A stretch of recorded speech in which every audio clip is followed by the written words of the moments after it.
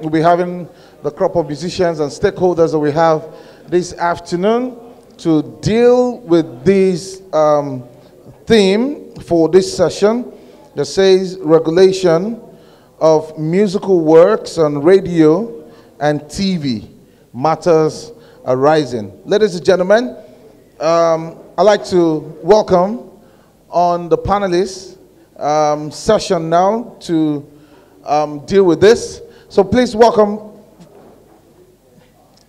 Oluwakemi Famugbode. I hope I got that right.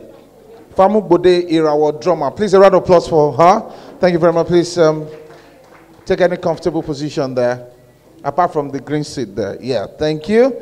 And of course, we have DJ Bola Browne. Please a round of applause for DJ Bola Browne. And of course, we have the legendary Eedris Abdulkareem. Yes, please. Whoop, whoop, whoop. Yes, please join us. And then we have Myke. Myke, another legendary musician, been around, been there, done that, and made money. Yes, Myke. And of course, we have an art journalist who also will help us dissect it. Anote Ajeluorou. Is he there? Ah, bros, that you. Okay, yes. So to moderate this session, we'll be having the moderator or journalist, veteran journalist, Auntie Treasure. So Auntie, please you come this way so that you can help us control the time easily. I think if you're seated, we would have issues with time. But if you're standing, I'm sure you help us with time. Good afternoon, everyone. Hello, everybody. Hello. We're going to do a little exercise. We're talking about songs, musical works, artistic freedom, creative license, and more. I want 3 people to give me 3 songs that have been banned lately.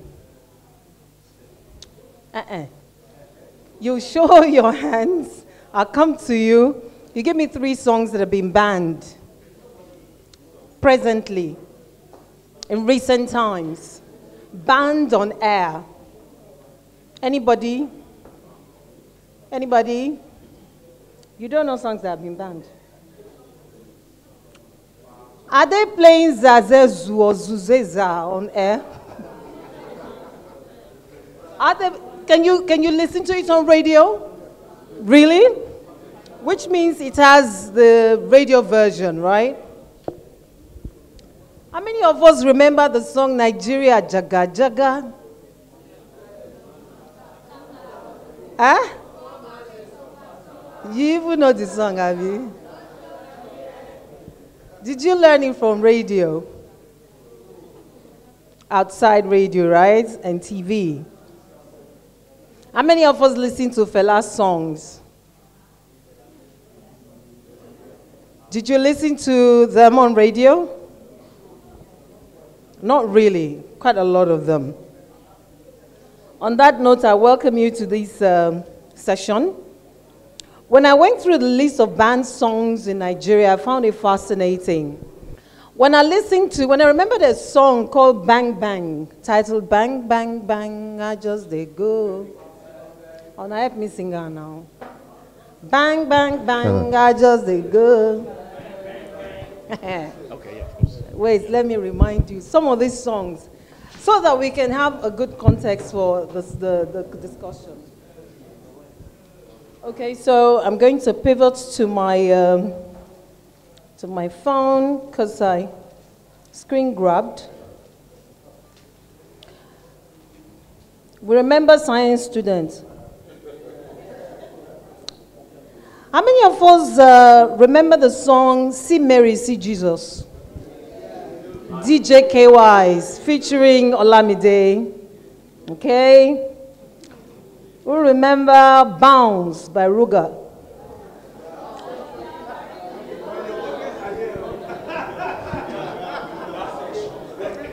How about Iskaba? Oh, now go know that one. How about This Is Nigeria?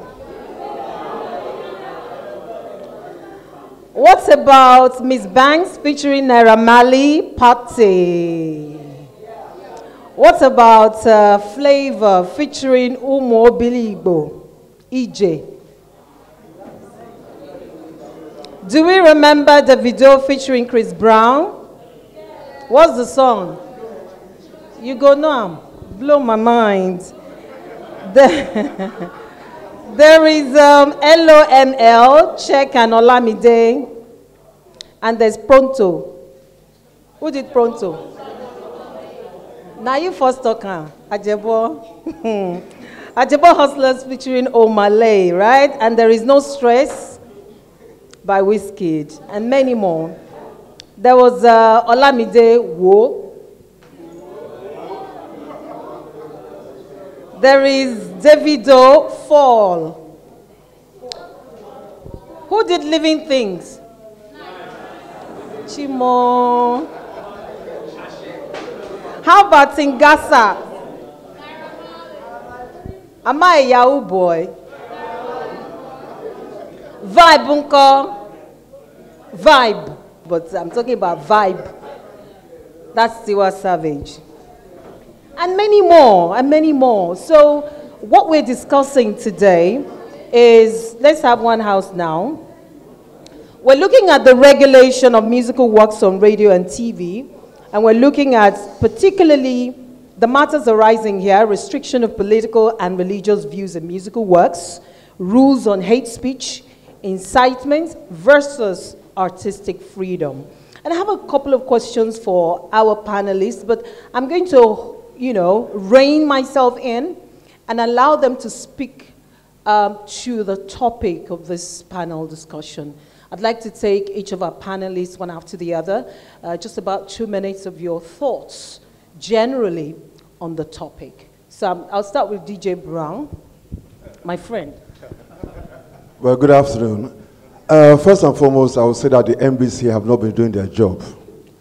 In 1934, there was a ban on pay per play in respect to music. In Nigeria today, no radio station will play your music except you pay the DJ. That has brought about a lot of music that is not radio friendly. That is number one. Number two, if the NBC were doing their job, even the countries a copy, you have what we call the radio edits. The radio edits makes sure that it is worthy to be played on radio. Now, when I was young, I got my first record player at the age of 8. Then we had the likes of Donna Summer. She came out with a song called Love to Love You Baby. It was banned totally on radio. There was a radio edit for it. Akon, of most recent, had a song, I Just Wanna One, that he had a radio edit, I Wanna Love You. But as far as the radio DJs of today are concerned, not even of today, because I was on radio before on Echo FM, and I made a point of duty not to collect money from any artist. Why? Because if your music is good, I'll play it. If it's bad, I'll chuck it in the dustbin. However, if I collect money from you, whether it's good or bad, I must play it. There is a rumor that one particular artist that is very popular today was paying 300,000 naira to radio stations to actually play his music. And he is one of the A-list artists today. So my point here is that if the NBC were doing their job properly, a song like Zazu would not be on radio. Kala, what message is it sending? Do you understand what I'm saying? And all this, but, let's put it this way. Even some of those in authority are also encouraging it because that's what they want to dance to. But when it gets to listening to conscious music, music from artists that can actually perform, you find out that their songs are hardly played on radio. And you think that, oh gosh, the world ends with Afro pop music. Thank you. Thank you very much. I'll come to Oluwakemi, right? Irawo, the drummer. Can we appreciate her? Drummers, you don't find female drummers anyhow.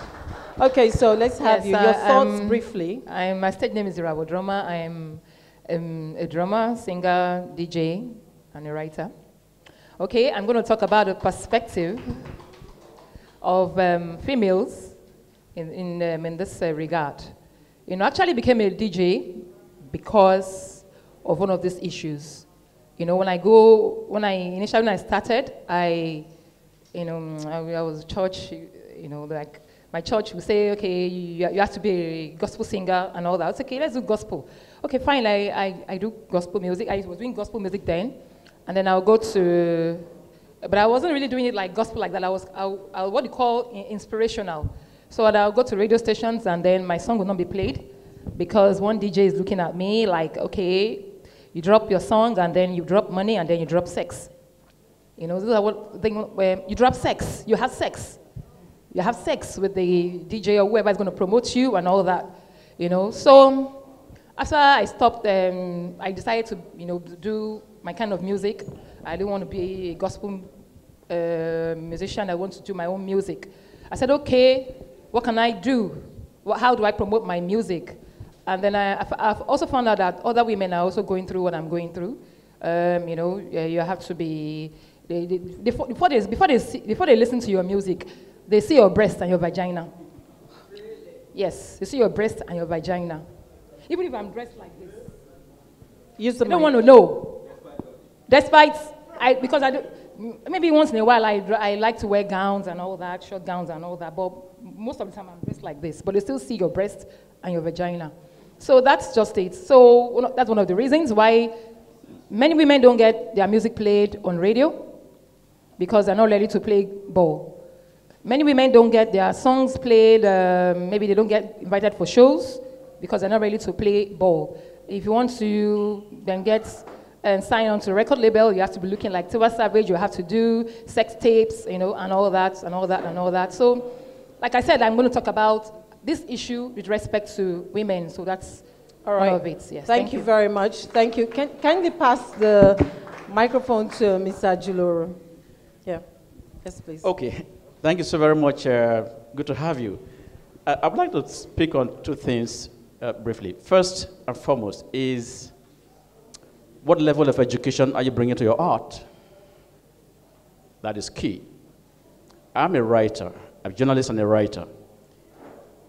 I'm not too sure there has been any hue and cry about any work of fiction, be it novel or piece of drama or poetry, that has aroused the anger of the authority, but whether it's promoting violence or sex or indecency of any sort.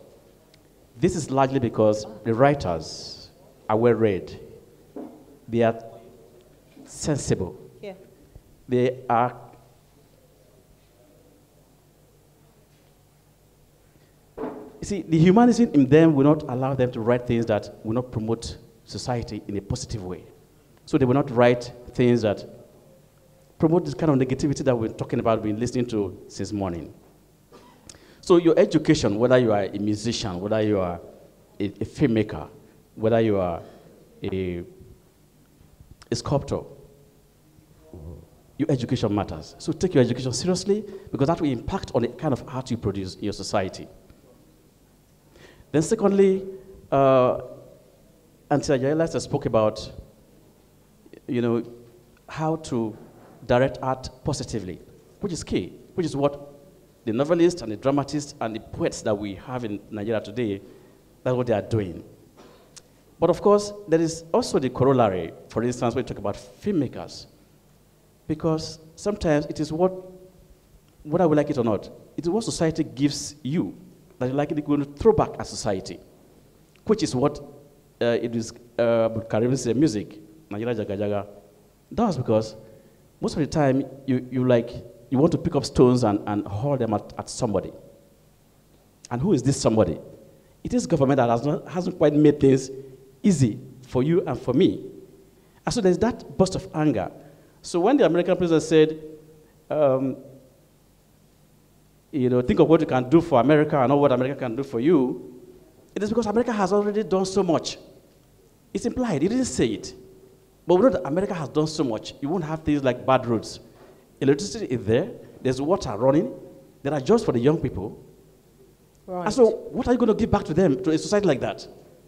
You're not going to throw stones at that society. I mean, let's be frank. So our society, our government, our governance system needs to improve. All right? Of course, this doesn't quite reflect on those who think sex is the only thing that can sell their art. Okay, I'm going to stop you there. That's a very weak one. Thank you. I'm going to stop you there because we're doing the rounds. Please, let's appreciate him. We're taking your thoughts, your initial thoughts about regulation in the industry. So, Myke, let's have you. Let's just hope that you're not going to start with a reggae song. Oh, yeah, we'll get there. But first, Rastafari. Yeah. First, I want to say that Rastafari is synonymous with freedom. That's breaking of chains. So we don't hold back. So the truth is this, you know, nobody can tell me right now that, just like he said, that even American music and movie industry are not throwing stones at the government. They are throwing a lot of stones. You watch them, you see them. Even most of the serious ones are classified as B films and all that, but you keep seeing them all over. Yeah, you understand? Because if you don't fight the government, if you don't try to set things right, you can't get anything right. So the truth is that you must fight the government. You must mirror the society through your artistic work. And what do you mirror? You mirror what you see. So what we mirror right here in Nigeria is what we see every day. And what we see are nothing to write home about. They are the kind of things that makes you want to cry, that makes you want to purge yourself, that makes you want to run away from the place. So how do you build it? How do you rectify these things? How do you make things work? You make things work by fighting to make sure that things are changed positively for the people to get the right dividends of democracy or governance or whatever, anyhow you want to put it. So it remains to be seen what the government is doing for us to be able to do something like the NBC man talked about. I don't really agree with a lot of the things he said. Okay, we'll come to the things you don't agree with, but you've done your opening thoughts. Yes. Because it's as simple as ABC. The government, I don't know, first thing they need to do, because if you're censoring my local TV and radio, what are you doing about the cable? Okay, Myke, you're peeping into my Am I? Notes. Because there's a whole lot of things to talk about. You're peeping into my notes. So all right, thank you. So let's have Eedris Abdulkareem. First of all, before he speaks, I'm in awe of your reinvention story. It's amazing how you've transited from active song writing and singing into becoming a farmer. I'm told you're a farmer as well. And the maintaining that credibility, you know, and that dignity over the years. Can we have him a round of applause, a really robust one? Authentic all the way. So let's have your opening thoughts. Okay. My name is Eedris Abdulkareem, Obasanjo's best friend, just like you said. Okay, so 20 years ago, I was nominated among those who went to Egypt and Athens to raise the Olympic torch. Approximately 20 million youth voted me to raise the Olympic torch, alongside with late Professor Dora Akinyoli, Larry Zamuje, Segun Adegbami, and that. So Olympic torch stands for peace, stands for truth, and stands for dignity. Now, when Professor Patotomi was passing the torch to me, he said something. He said, "My son, I'm passing my generation to your generation." For me, that's deep. For me, that's responsibility. At that moment, it made me an authority. So I went back to the hotel and I looked at the situation in the country at that moment. I said to myself, Eedris, what do you want to do? Do you want to lie to the society? Do you want to play music that will misdirect the youth? Or you want to say the truth with your songs? And for the rest of your life, when you are no more, your music will still be alive and your children will benefit from this. So I choose to stand for the freedom of speech. Today, it's 20 years later. Is Nigeria not Jaga Jaga? Right. There's a saying that musicians are also prophets in a way. I know that, and it's good that the mic is with you now because I'm going on to the next question, yes, which is about your experience. I'm staying with you still, which is about your experience about regulation. Now, your song was banned. You've just told us 20 years after, is Nigeria still not Jaga Jaga? Good question to ask. So at that time, it was banned.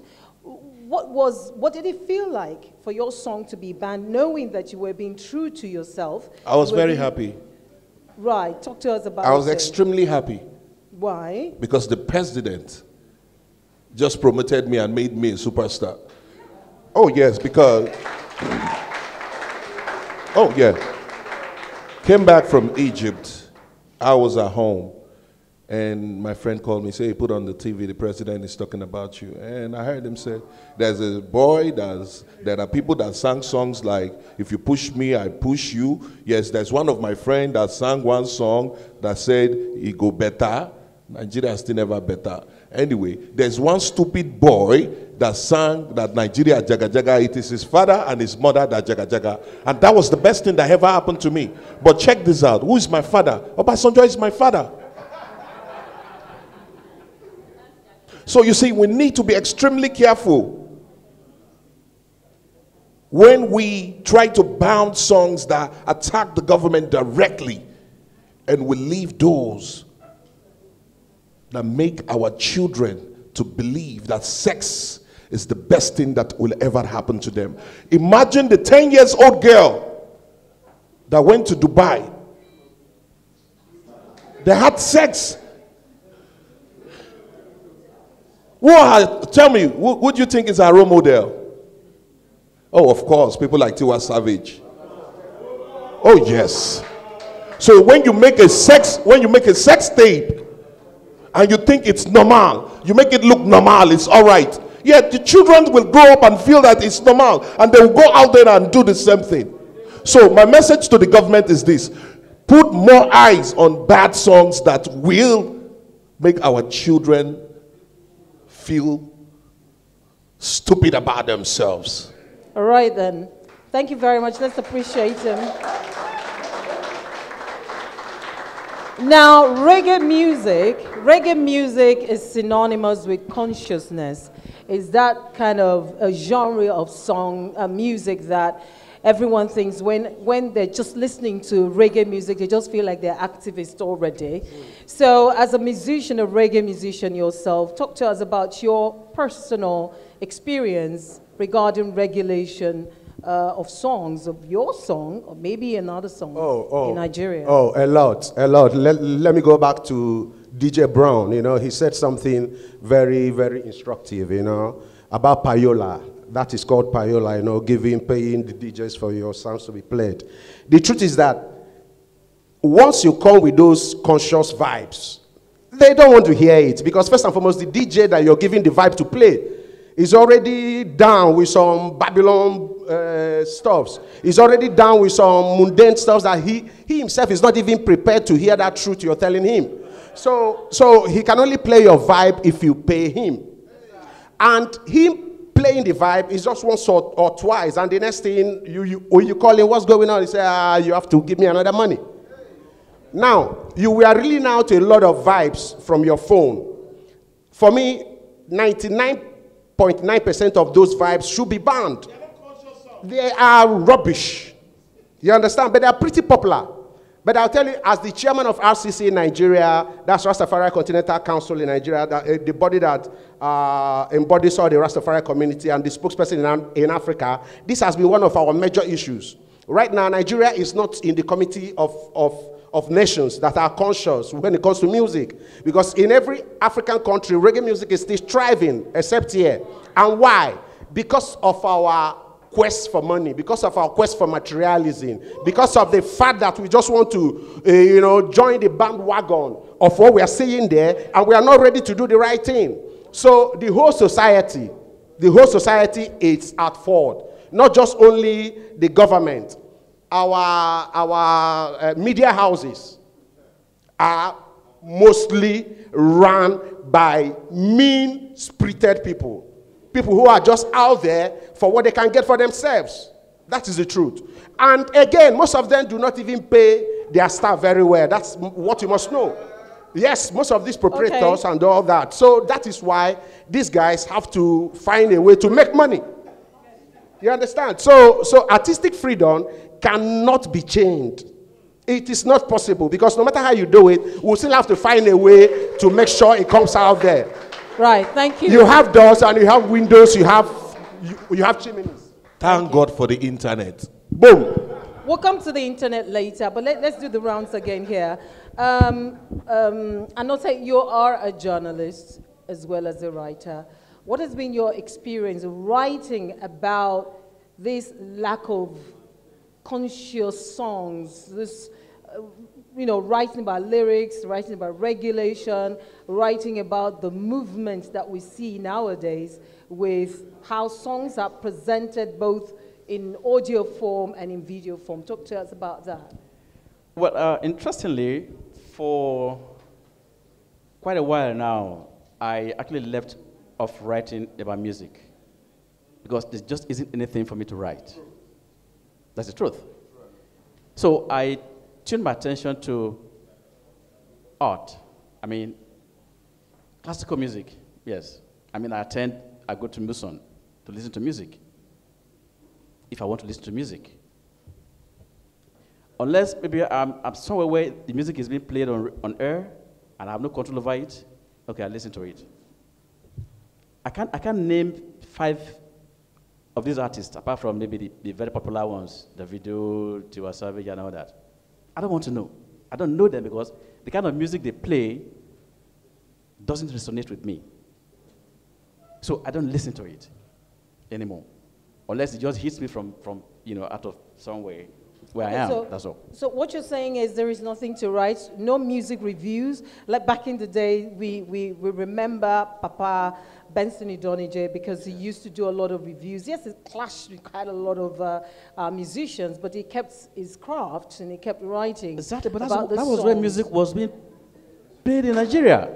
Music that made sense, music that you could listen to, music that you could buy with your money, take it home and play and enjoy with your family. Right. That's the kind of music we have now. So why would I spend my precious, I should be reading something serious, something better. Okay, thank you. A round of applause to Anote. Let me come to you, our drummer woman. There's a book called Drummer Boy. Nobody has written Drummer Girl. Maybe you will. Yeah, maybe I'll write it. Okay, so talk to us. You've already hinted us about your experience that in spite of your being conservative in your outlook, you still get to be harassed in a way regarding your gender and having access to certain places and getting your songs played. Talk to us more about your experience regarding regulation. Oh, regarding the regulation? Yeah, because we're talking regulation. We're talking artistic freedom. What's your experience? It's still the same thing like we're talking about, just that, this time is a female. But of course, you have, for a female musician, definitely you have to either perform your music as an independent or join a record label.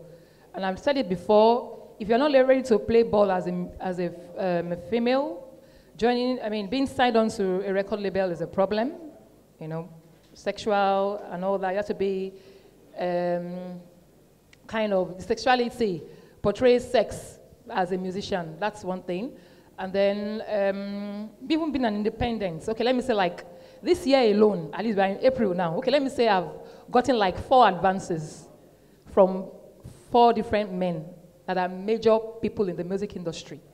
One told me that, in fact, he invited me for one show tomorrow, but I'm not going because I know what he wants, So it's like, okay, I'm going to make you even more popular than Ara. You are so talented, you are so intelligent.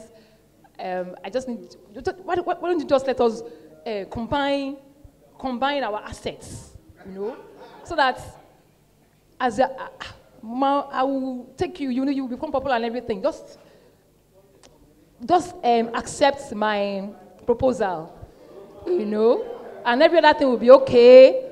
I will drop your music at the radio station. I'll pay for everything, you know, just accept my proposal. And that's all. So those are the problems that we face as female musicians. So really what you're saying, it doesn't really matter what you're singing or what you have inside of you. What they want is a combination of assets. Yes. According to you. Yes. All right, thank you very much. A round of applause for her. So we come back to you, DJ Browne. We've heard someone talk about payola, talking about regulation. We're talking about restriction of political and religious views in musical works. But do we even have enough of those views, especially political views, in musical works in Nigeria? Going by what everyone is saying, that the lyrics are nothing to write home about. Who is really singing about political consciousness worth even banning nowadays? Okay, first and foremost, let us understand one thing. The NBC person, and some people have said here, that Nigerian music, Nigerian films are being showcased all over the world. Auntie said something. Is it the positive about Nigerian music or the negative? Now, how does the positive become lower than negative? Because the negative is portrayed more on our radio stations, on our broadcast media, because it helps them better. Like I said before, because they paid for it. If we had more positive music or content being played on our media, then the positive content of Nigerian music will go out there. Now, Fela, as of today, is the biggest, late, however, African artist around the world. Okay. Now, we now ask ourselves, because there's a particular point in time, I was arguing with a guy like Naira Marley. I said, look at Naira Marley. Then someone told me, he said, when I was younger, people was condemning, our parents were condemning Fela, that you must not follow Fela, you must not do this, you must not do that, that maybe eventually the person or the artist will evolve. But in those days, there was no internet. So then we now ask ourselves one particular question. And I keep on saying it, what is NBC doing? As you know, I was a radio personality, I was also a broadcaster, all right? And I understand how frustrated artists can be. Even the likes of Tiwa Savage. I had her first album before she came to Nigeria, a beautiful album. And I had a business partner then, because we were doing A&R for promotions for radio stations. And she comes into the country and says, no, they said she must put some Niger flow or she will not blow. I said, wow. And I told her then, I said, maximum, you have a lifespan in music for 5 years. Now look at someone like Two-Face, for instance. Two-Face is not vulgar, it's not raw. But it's been able to be, it's still there after 21 or thereabout years. And we had the likes of Sound Sultan. He was subtle in his way of attacking the government. And there's so many artists like that. But because the younger ones that have money have taken over the airwaves, it has become very difficult for positive music to get out of this country and portray Nigeria in a better light. Thank you very much. I understand we have a contributor online. I'm going to be inviting him to give us his views shortly. But let me return to our panelists. It's a good thing that the NBC representative talked about NTBB. Who can remember what NTBB means here? No. I want the audience. NTBB. NTBB, yes, please. Not to be broadcast. Thank you very much. A round of applause for him.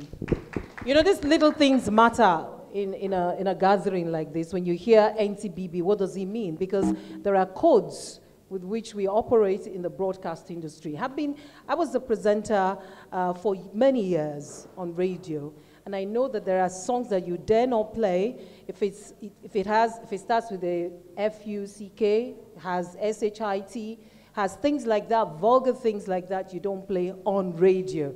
For those of you who are just getting into the profession.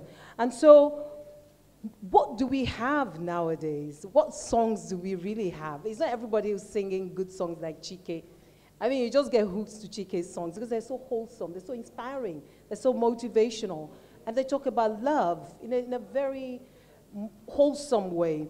But when we look at the MBC and we criticize the MBC, are we even making their work easy with the sort of things? I mean, we're talking about political and religious views. We're also talking about rules on hate speech and incitement. We'll listen at the beginning to a song played during one of the presentations condemning the Minister of Information. I thought that was really brash and crude. The guy in Kwara State and how he came forth with that song. Who does that? You know, Mommy Ajayi talked about refinement when she came to talk, you know.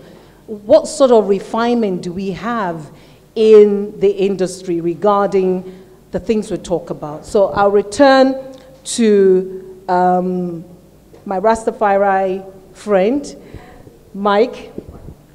So what are you doing within the body of musicians? Because we can't be talking to ourselves here. You must have a way you talk to yourself and regulate. There must be some sort of self-regulation even amongst musicians. So let's talk about self-regulation. Okay, that still brings us back to the point.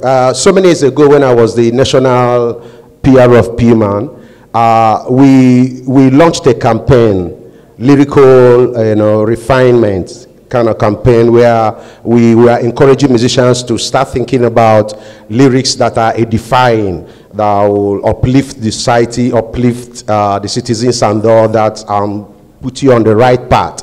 But the truth is that at the end of the day, when some of them do this thing, they will come back to you, sir, nobody wants to listen to this. Even the radio, they don't want to play this. They said I should go back and do this and do that. You understand? If I want my job to be played. So it comes back to the regulators or the gatekeepers in this instance, people working in the media houses who are the gatekeepers. It comes back to them now lecturing these creative arts to tell them, no, what you're doing is not what people wants to hear. See, I am on radio, I'm on TV, so we know what the people wants to hear. They want to hear you sing about Nyash, where the rule, Kiniko, and all that. That is the truth. And you that wants to blow, just like DJ said, you that wants to blow will have to put on that flow that they are telling you to put on for you to blow. So let me stop you there. So how do we correct this? Because we can't go on. Somebody else talked about creatives mirroring the society, reflecting the society. Yes. This is, we'd say, Nollywood is responsible for the spate of ritual killings and all of that, but they say they're just reflecting the society. So we are the society, all of us. So how do we, it's not even about nipping it in the bud, because it's Ashoti, Ashobomoyemo, Omoye has entered the market nakedly. Yeah, Treasure. Yes. That now brings us back to what I wanted to say before about you trying to clean the surface of your room and now overlooking the dirt under your carpet and under the chairs and under the bed and the scorpions and rats and snakes all around. First, as we are trying to sanitize our environment, our broadcast environment, what are we doing about the cables, the infiltration of the cables, that when I stop my son or my daughter from watching things I don't like, because in my house, there's a lot of things you can't even play in your phone. If you play that phone is gone. There's a lot of things you can't watch on the TV. If I hear that, I will lock up that TV in your room and you won't watch TV for like 1 month. So parents need to start becoming parents, becoming strict as parents, not to wait until your children messes up and you start coming to defend them, just like the woman whose daughter was a flying cowgirl, and all of a sudden she's coming to tell me that she doesn't know what's going on. And she was doing all that in your house. Right. Now, the NBC should see how they can stifle some of the contents that these foreign cable companies are dropping on our laps. You will come home and your child is watching like maybe MTV or something like that, and they are watching musical videos that you on your own cannot watch. totally nude babes, not one, not two, not three, flinging all their assets in front of maybe my 10, 12 years old son or my daughter. She will want to, because she's seeing this as the role models.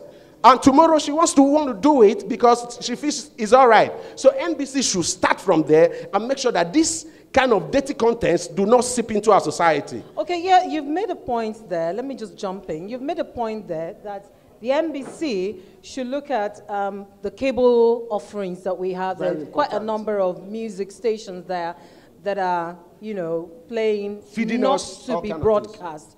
Okay, so, but what about corporate Nigeria? I wish that there was someone from corporate Nigeria here, because they are the ones promoting, and I say this emphatically, and I'm not mincing words about it, and I'm going to repeat it again if I have a platform to say the same thing. They're the ones promoting the people. What's his name? Yes, yes. They will see her, they will not promote her song, which is wholesome, but they will pick a Z and promote and spend money on him, and then this is how it seeps into the society. And we, the people, this is what we listen to, this is what we endorse, this is what we validate. So it's one point to criticize the NBC. It's another thing about we, the people. So I'm going to come to you, DJ Browne, and talk to us, the people, and how we have encouraged the culture of nudity. Okay, I'm not afraid to mention names. I'm not afraid to mention names of particular companies and what they do. Now, in Nigerian breweries or a telecom company, for instance, someone like this organization will go and meet them that you need 10 million naira. They will tell you, sorry, they don't have money. But they will give a Davido 100 million naira as an ambassador. However, underground, they don't really get that money. There's wheeling and dealing within the organization. So if they do a promotion that's, oh, they've given so-so company 100 million naira, somebody in that company is collecting 40 million.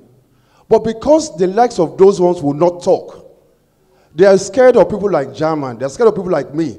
That one day, because people will tell us, we saw the press conference, so you hit 100 million naira. And for me to say, no, it's only 60 million. You understand? You have caused a problem with the person in the in that particular industry. So the thing is that the corruption in our corporate bodies is becoming bad. That is why it's a Zazu, they can say, we are taking you to Canada for 500 million, and they give him 50 million, he'll be happy. Because he knows it'll be constant. So these are the things that we also have to address too. All right, let's hear you, drummer woman. Okay, yes, talking about how to make things, the people, yes. How to make things better instead of complaining and all that. Well, I'll talk about education in music. But of course, education in music, if you see those people that are popular and that are singing nonsense, some of them went to music school. But because whatever they studied there, their musical notes and all that, doesn't make sense outside, because you come out and then the society does not want to hear what they want to sing. They want to hear thinking about Zazu and all that. So that's another issue. But I still encourage youths to get an education in music, because I studied accounting initially, but I got a scholarship to study music. And then from there, I said, okay, this is what I want to do. And another thing that can change, that can make things better, is that we write artists write better songs. But because let's be realistic, most of these songs that say they have positive meaning, they're not sweet. They're not sweet. They don't have sweet beats. It's that beat that catches them first. So if you want to know that you want to change some things, you go and get that kind of sweet beats that are used for that Zazu and all those. You now come and put sweet lyrics inside. That's one way to change things. You know, you say, like, for example, now, I used to write for, initially, like I said, I started with gospel. I started with gospel music, and then I started writing, how will I say it now, doing music reviews for for gospel music. I started with this shuzia.com. I was there for almost 2 years. And I think I changed a lot of things, you know, because many people used to, you know, look at me like, okay, this guy is kind of a small god. Because I listened to a lot of gospel music then. And they, of course, good music, good messages and all that, but they're not sweet. No, it's not sweet. Even I'll be bored. So the first thing to do is to listen, is to put the positive vibes, positive lyrics into sweet beats. If the music producer is not good, go and pay good money to get what you want. That's one way to start that. Education, and then change the music, the beats. You know, that's all that, and the parenting and all that. Thank you very much. I'll come to Eedris Abdulkareem now, and then I'll come to the audience, and then I'll go online, and then I'll return to our panelists for their final thoughts on the matter. So let me come to you, Eedris Abdulkareem. We've talked about the lyrics in the industry, and I've asked a question about self-regulation within the music industry. That's number one. Number two, we the people, how should we, moving forward, find a way to bring in sanity to the sort of lyrics that we endorse and that we validate? Two questions in one. Please, can you speak to those two questions? Okay, so 19 years ago, I dropped a song about sexual harassment called Mr. Lecturer. Ah, right. I remember. Good. So I went to Unilag to perform a song, and we were coming out with my crew, and I saw this girl. She was trying to cross the road, and we knew something was wrong. So we packed and came down and walked up to her, like, what's wrong with you? My name is Eedris. What's the problem? Talk to me. Look at my people. We're about 25. Whatever the problem is, talk to me. So she was like, okay, my lecturer invited me to come to this hotel and come and, I said, to come and do what? He said, I'm sure you want to have sex with me. I was like, oh, really? I got interested immediately, and I told her that, okay, where is the hotel? Somewhere around Abule Oja. I was like, let's go there. But do me a favor, when you get to the room, make sure you don't lock the door. Make sure you don't lock the door. I was with my camera crew. I was with everybody, with my bodyguard, everybody. Person problem, they interest me well. So we went to the hotel immediately. After 10 minutes, went to the room, and the lecturer was naked. Approximately about 70 years old man with plenty white hair all over him. That girl was just 19 years old, for goodness sake. So the first thing I asked him was like, Mr. Lecturer, how are you doing? FJ toy toy. Abi, what's going on? He was like, I'm very, very sorry. I said, sorry. I said, look at this girl. She's just like your granddaughter, for goodness sake. I said, listen, I have your recording, your nude recorded already. I said, you know my boss, Abi, Kenny Ogungbe, Chief Reverend Doctor. He said, yes. I said, okay, be rest assured, say I go play this thing for AIT. It was like, please, I will never do this again. I'll never do this again. Please. So I'll ask him to sign an MOU. My friend Myke Pam was there. That never in his life must he harass any girl in that school anymore. That I have this video, that I will post it one day in case. But check this out. He never did. He never harassed any girl anymore. After 1 week, God told me to go to the studio and record Mr. Lecturer. Can you please drop Mr. Oh my Lord, can you save my soul? I'm in school, wanna keep my head above. My lecturer wants to have sex with me. My HOD wanna get down on my feet. I'm in love with my studies. I don't give a damn if you fail me. Thank you very much. Now, thank you. Now, this girl, she finished as a doctor, traveled to the US, and she's doing great in America today.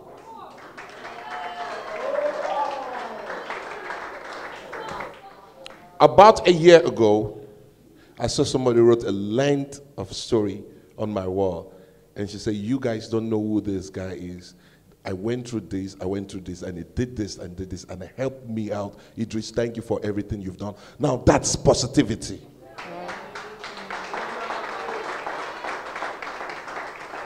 This is 20 years later. Mr. Lecturer is still relevant in our campuses. BBC just did a documentary of recent. So don't tell me that positive music will not sell. It's a lie. The point is that the federal government, through the NBC, are scared of consciousness. They are scared of conscious people. They rather let you sing about sex to destroy your lives. They don't give a damn about you. For them to take any conscious song. That's, by the way, let's go to the corporate bodies.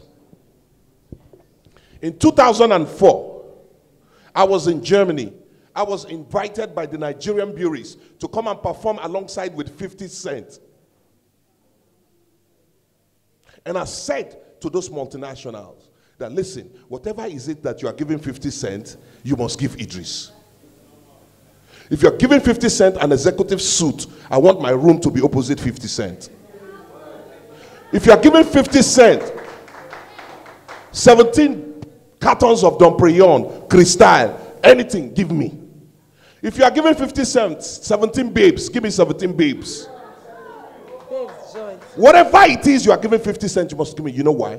Because if my music was not that important, they wouldn't have invited me for the event. They wouldn't have. I was the first artist to collect 5 million naira per show from these multinationals, 2004. So, but guess what? This is what they don't like. They hate it when you stand up for your right. We're not living in second slavery. I will not let that happen. So I said to myself, when I got to the plane, because I already have an agreement with you, it's signed. I sat on the business class. And 50 Cent and his crew came in. Meanwhile, the organizers told 50 Cent that the private jet is for him alone. So if the private jet was for 50 Cent, why did you bring Nigerian artists into the plane? You should have, arranged another plane for the Nigerian artists. So I went into the plane and I sat on my business class. And 50 Cent came with his crew and they're like, hey, you got to get the F out of that seat. And I was like, excuse me, we don't speak F in Africa. I don't know what F is all about. But listen, my name is Eedris Abdulkareem. I sold 4.6 million copies in a pirated country. Thank you very much. No, I'm never done. Please. Don't forget, when you talk about regulation, the music industry is not regulated like the telecom industry and the banking industry. It was an individual effort. And without the music industry, there would have been so much armed robbers in Nigeria today. So what we have done is to create employment for the federal government who has not paid us any royalty out of it. Thank you. Thank you very much. So I'll come to the audience. There must be one person or the other who wants to say something. Sure. I'll come to Mommy first. Yes. Thank you very much. We're just self-flagellating. It's not the music, it's the people. I mean, whatever music, if all things being equal, the bad music will sort themselves out. People are not stupid. People who are listening to music, there was it's no surprise that you were successful. People loved it. And the government couldn't stop it. Could they? He stood up. We are the people who got a foreign artist here, gave him all the perquisites. And then your own children, you put them in the back. So, and it's still happening. I know we're talking about quality of this, that, and the other here of music. That's not the subject we should be discussing. And change begins with you. Individual change. The individual must change. The people who are ruining the music, who are doing actually censorship, are those people sitting at the radio stations deciding what they will play. Those are the people who are stopping the population from hearing fantastic music. The gatekeepers are the people we ought to be talking about. This summit is interesting. It's not about all this business that, as I said, people getting defensive about Nollywood and what the government's done to them. We are not looking at the elephant that's walking up and down in this hall. It's us. It's our brothers. Those who demand and those who would pay. It's not unlike the shortage, fuel shortage. When I first relocated back into this country, I started a business, and suddenly there'll be fuel shortage, and nobody will be able to go anywhere. But suddenly, have you noticed, the fuel appears on the black market. Now, that's not even the point. We go and put our hand in our pocket and buy in the black market. We are the people who are doing ourselves. Let me talk in vernacular. Our Irawo. Our Irawo. We go and buy there. And I say, I close my business and I said to my staff, don't come to work because I know it's going to be a problem going to and fro. Stay at home. How many people are prepared to do that? They say, their business must go on, no, they've got to do that. If you're not prepared to sacrifice something for something, you ain't going to get anything. That's right. There is no free lunch in this world. There's no free lunch. You have to give something to get something. And we're not giving the important thing to our country. We want everything to go smoothly. He's been vilified. I remember that business. There was a fight. Yeah. When somebody confronts an overseas and says, you are not sitting there. Yeah, exactly. Exactly. Right. The same goes for politicians. We are not doing that to politicians. What? We're worshiping them. Instead of them serving us, we are now their slaves. And then you're sitting around blaming Shagari or whoever is sitting there, Buhari, and blaming politicians when you are the people who are taking your power and giving to them. So I'm saying that this may not be relevant, well, it may not sound relevant.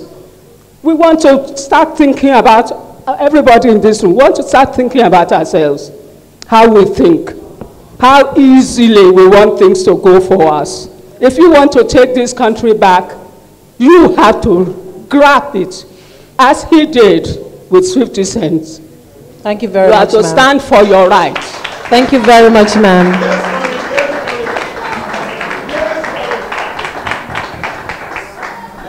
I am told, I'll come to you, but I'm told that Dr. Pine, real name Safulai Ibrahim, is online, he's a rapper and an on-air personality.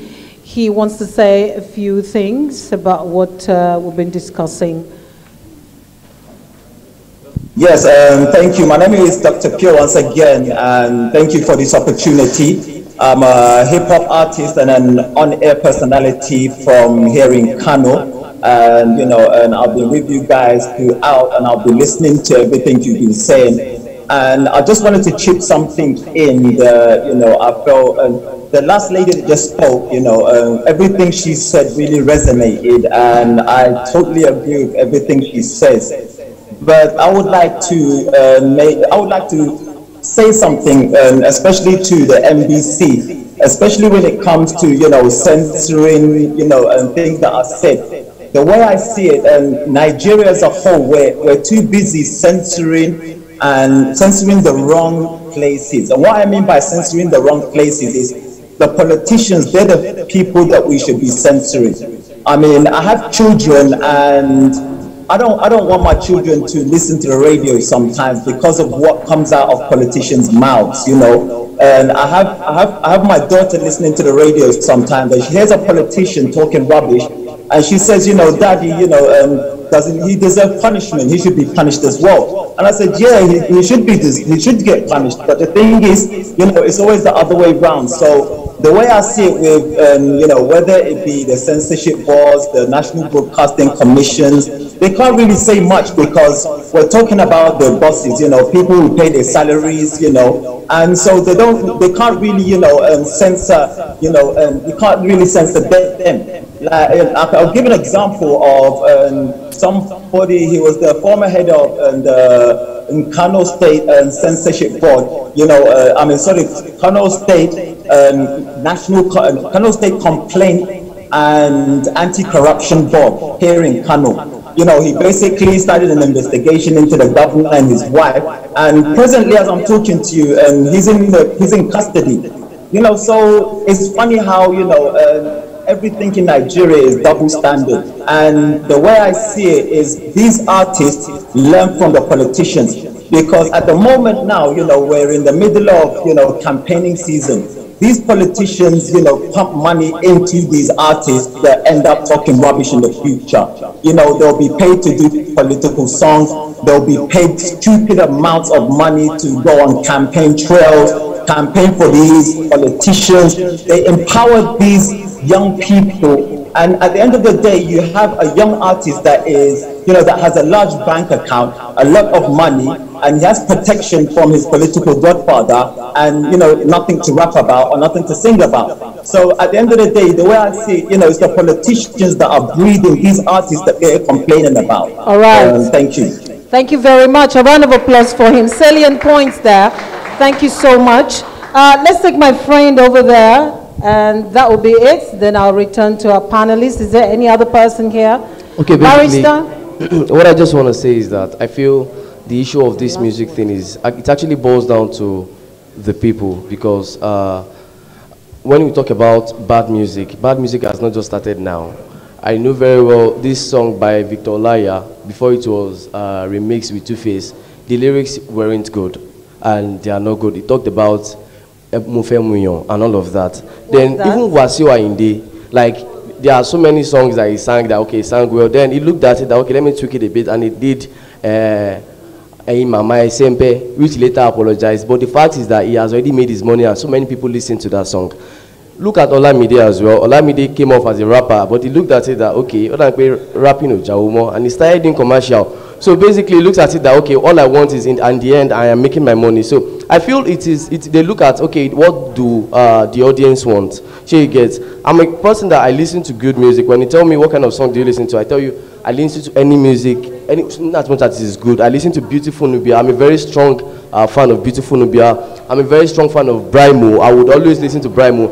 And then my friends will always tell me, why are you listening to these people? Like, this song is like no vibe and everything, but I know what I'm listening to. Do you understand? And I go for Browne's concert and I see that we only have few people at Browne concerts. You go for, even this guy, Poco, Zazu Portable, you see so many persons dancing and everything. Yes, I dance to these songs. Do you understand? But when I want to listen to song that I actually want to, like, connect with the spirit, I listen to Browne. Do you understand? So basically, thank you. And the good thing is that what I would just say is that these people, like, I appreciate Browne for one thing. He did not change his pattern. So many persons that they've actually compromised that, okay, you know what, let me change my song. Look at Asha, for example. Asha used to sing these deep songs, and then she looked at it, okay, these people, they are not listening to my song again. Then she had to tweak it, and she had to bring in people like Wizkid. She understands. So just for the fame. So basically, it actually boils down to the people as well, because most artists want to do, okay, I don't want to just do it because, okay, it is my passion. I'm doing it because I want to be successful. After I'm retired, what else do I do? She understand. So I think it is actually we the people. We the people. Thank you very much. Adekunle had to change his style. Adekunle had to change his style. I don't know his pocket, but I know that after he changed his style, he has more money than he used to have when he was singing those Sade songs. So basically, they look at it that, okay, the audience, this is what they want. Okay. Mr. Eedris, Abdulkareem, join. Thank you. Thank you. Thank you very much. If we left him, it would go on and on, but you really made valid points. Now, there's a generation of musicians in Nigeria. I'm sure they have their own experiences to share, but definitely those were edifying lyrics back then. You remember her, Veno Marioge, the late Christian Bokwe, and all of that. The NBC had always existed. But what are we, the people, appreciating? I return to the panelists for their final words on this topic. Please make it 1 minute. And, okay, I'll be very brief. We wrap up. I want to, let's say, respond to that young gentleman. Yes, back in the day, there were songs that were raw. Like you said, Victor Olaiya, you had Fela, you had Marvin Gaye, you had Sonia Day, you had all of those ones. However, back in those days, there was not as much media freedom like we had today. In those days, there was only maybe 2 radio stations, Radio 1 and RN2. You understand? And those songs were not mainly played on it. What we're talking about here is how are we promoting, which kind of songs are we promoting? It's not about the young and the old. It's about the quality and the content of the songs that go on air.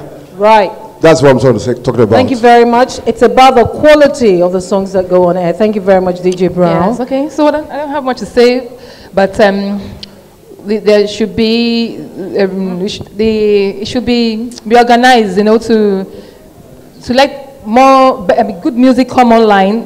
It should not just be based on payola and all that. You know, and then, of course, always give women a chance to express themselves. Thank you. Give women the chance to express themselves. Thank you very much. Our guests, Oluwakemi, Famugbode. Yes, so it appears that the NBC, I know the NBC is not doing its job of not to broadcast those are usual codes. I know they're not enforcing them amongst radio and TV stations, or the TV stations radio stations have simply gone haywire and the NBC is watching, because what is obtainable now wasn't the case way back. Most of this music wouldn't hit air, wouldn't come on air. So why are they there? And as for the cable TVs, you know, the federal government banned Twitter for how many months? Last year? Yes. For supposedly infringing on the president's speech. All right? So it's not possible for the federal government to also look at what the cable TV stations are doing in terms of BP Nigeria and stuff. I don't watch it, for instance. Right. Thank you. Thank you very much. We'll come to you. Yes, Rastafari. Yeah, Rastafari. Yeah, man. I want to end by going back to the corporate Nigerian thing, you know, and I want to blanket it on talking about edifying contents.